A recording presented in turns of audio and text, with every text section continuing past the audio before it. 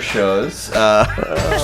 Really? We sponsor a youth ministry podcast called the Youth Ministry Garage, and one of the hosts on there said, "Well, I met Clifton. He's a nice fella." I like It's actually- Clifton over Clifford, though. Yeah, I mean, it- come on, Is he it's over better. 60? No, she is in her probably 30s or something. Wow, so she didn't really talk like that then, 'cause No. you sound like you're like 90. What?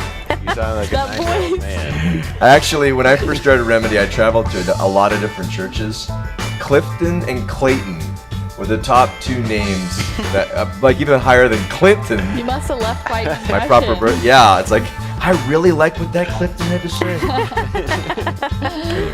Oh, We are entering a season that is just plagued with just a lot of, gift giving and gift getting and wanting and being in lines and wanting those sales. And there's been this story in the news lately. You've probably seen it. The New York Police Department officer that buys some boots to put it on this homeless person's feet. And I've been doing a little bit of research, and the reality is that the gentleman who received the boots isn't actually homeless at all. He lives in federal subsidized home. He's kind of upset this whole thing went viral on the internet because he didn't get paid for no photo.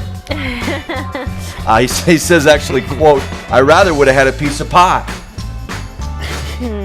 So, but I think it's interesting because you know what? Sometimes we get caught up in the one we're giving the gift to, and we want to get what we want to get. Right. So, Paige, I'm going to give you something, but you better give back to me what I want, girl. Because I don't want you to be just blowing it off. I want you to be thanking me and saying, "Oh, that's so nice that you do that." But you might not. And is that a big deal? Isn't gift giving about giving gifts rather than getting something in return? Well, I know that's kind of counterculture because in our culture we want to get what we want to get.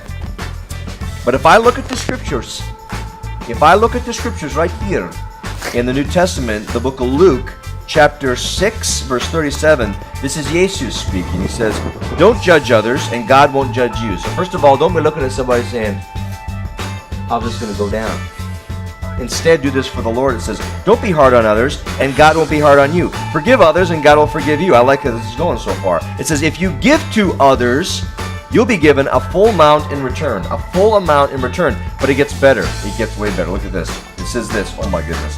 "It will be packed down, shaken together, and spilling over onto your lap." The way you treat others is the way you'll be treated.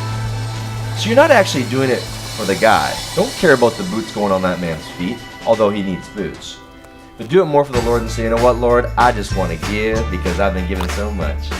And we have. We've been given lots. We've been given quite a bit. An abundance. In abundance, is better said. So this season, as you're thinking about what you're going to be doing, who you're going to be giving to, why don't you go out and give something to a stranger? No strings attached. And don't be looking for no smiles and affirmations. You might get them, and that's kind of icing on the cake. But you're going to get a blessing that's going to be over abundantly what you gave, according to the scripture in our Cure Bible. So that's the dose of the day. That's all I've got to say. Got some more music coming up. Jake, are you with me? Jake is. I think Joshua went to bed, but we got Chipmunks. Chipmunks is in the chat. We might start chatting with Chipmunks. Play a little game, give away some stuff. Stick around. You're watching The Gong Show right here on Remedy Live.